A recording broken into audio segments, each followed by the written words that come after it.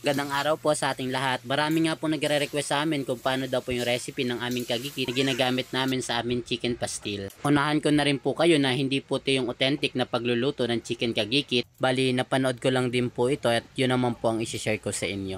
At the same time, may kanya-kanyang way po tayo ng pagluluto. I-share ko lang po sa inyo kung ano po yung way namin ng pagluto ng chicken pastil. Bali sa recipe po na ito, gumamit po ako ng 2 kilo na chicken breast or yung chicken fillet. At kung wala naman po chicken fillet sa area nyo, ay pwede naman po kayo gumamit ng chicken breast. At sa pagpapakulo naman po niyan, bali maglalagay lang po tayo ng asin at paminta. Sa inyo na po yan kung maglalagay pa kayo ng garlic at saka ng sibuyas. Tapos papakulaan nyo lang po yan ng 15 hanggang 20 minutes or hanggang sa maluto lang po yung chicken breast natin. At ito na rin po yung medyo challenging sa pagluluto ng chicken pastil, yung ating paghihimay. Nasa 2 kilo nga po ito kaya medyo marami po yung hihimayin natin. At sa paghihimay naman po niyan, tinidor lang po ang ginagamit namin. At after lang po nating mahimay yung chicken breast natin, start na po tayo ng ating pagluluto. Sa isang kawali po natin, magpapainit lang po tayo ng mantika at sunod na tayo maglalagay ng ating annatto seed or buto ng aswete. Yes po, yan po ang ginagamit natin pampakulay sa ating chicken pastil. Yung iba naman po ang ginagamit nila ay turmeric, depende na po sa inyo.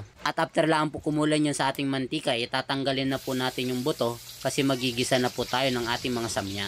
Bali, nagisa lang po tayo dyan ng bawang at ng sibuyas. At yung gusto naman po ninyo is medyo maanghang, pwede na rin po kayo dyan maglagay ng ating sili. Sa amin po kasi, marami po kaming customer na mga bata, kaya hindi po kami naglalagay ng sili sa paggisa. At after lang po natin magisa yung ating mga samya, susunod na rin po nating ilagay itong ating hinamay na chicken breast. Mas maganda din po dyan kung medyo marami po yung lulutuin natin, damihan din po natin yung paglalagay ng mantika kasi mamaya po i-absorb lang po yan yung chicken na nilagay natin. And after lang po natin malagay yung chicken breast natin na hinimay, ay haluin po natin yan hanggang ma-mix po yung kulay or yung mantika dun sa ating chicken breast. At haluin lang po natin yan ng mga ilang segundo hanggang sa maging ganito na po yung itsura niya.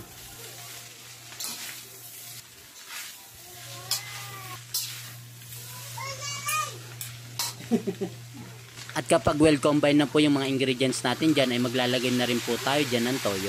After lang po natin maglagay ng toyo, ihahaluin din po natin yan para maging even po yung lasa niya. Depende na po sa inyo kung maglalagay pa kayo ng suka para medyo tumagal ang buhay ng ating kagikit.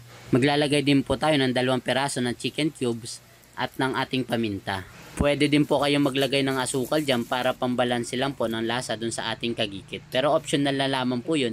Depende na po sa inyo. At kapag okay na po sa inyo ang lasa ng ating kagikit ay okay na po yan, ready to serve na po. At ang servings naman po namin dyan para sa 20 pesos, naglalagay lang po kami ng 1 cup ng rice, 290cc po yung size ng paper bowl natin, tapos lalagyan po natin yan ng 20 hanggang 30 grams lang ng ating chicken kagikit.